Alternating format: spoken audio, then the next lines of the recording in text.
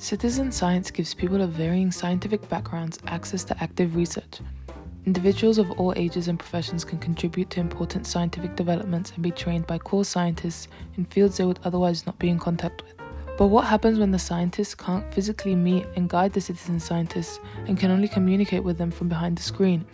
How can you make sure the participants know how to carry out the research without supervision? Well, this is me sitting behind my computer contemplating how to effectively train volunteers to do a beach sampling. And obviously how to do so successfully because we want data that we can use. But wait, what's a beach sampling? Well, it's where our volunteers head to the beach and collect 100 litter items. After doing so, they classify them based on type, buoyancy, and epibuoyant presence. Epibuoyants are organisms that can colonize and grow on the litter. For example, a rope with seaweed growing on it, or a Starbucks cup with barnacles. The citizen scientists will visually inspect the litter and then place them on their makeshift lab.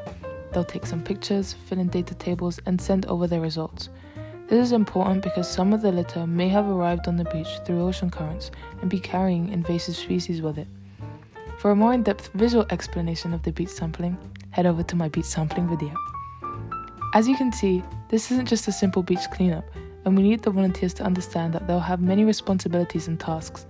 So how do we assure that volunteers all around the world know what they're doing and trust that they will deliver good data? We develop materials and resources for them to access all the information necessary. During this internship, I developed and created 3 main materials with help from our lovely team here at SERC and in Chile.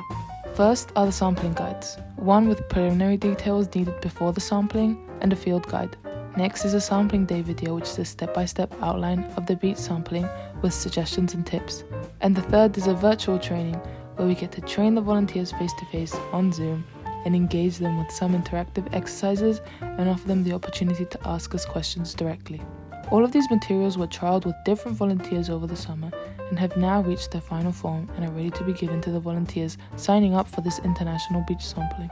These trials made it apparent that the volunteers needed to be trained in some capacity.